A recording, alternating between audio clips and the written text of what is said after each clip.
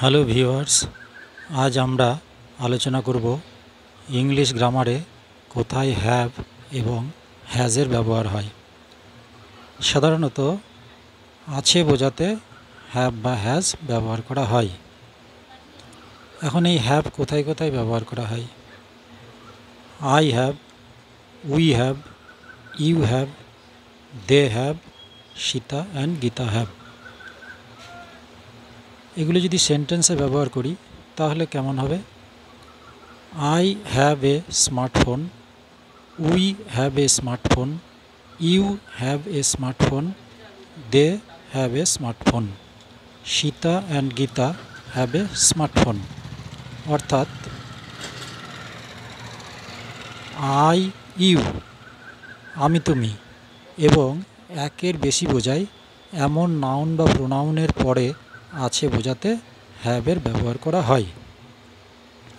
এবার দেখে নেওয়া যাক হ্যাজ কোথায় কোথায় বসে।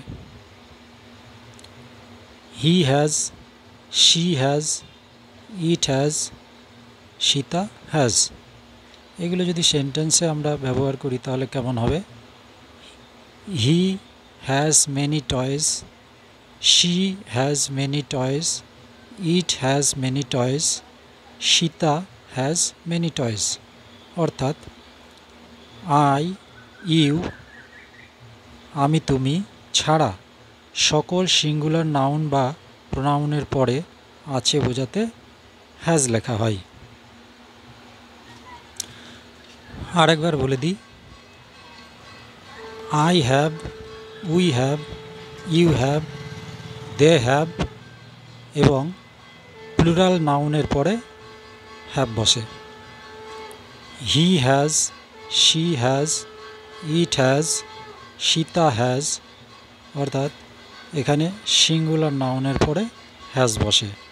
হ্যালো ভিউয়ার্স, যদি ভালো লাগে অবশ্যই লাইক এবং শেয়ার করবে।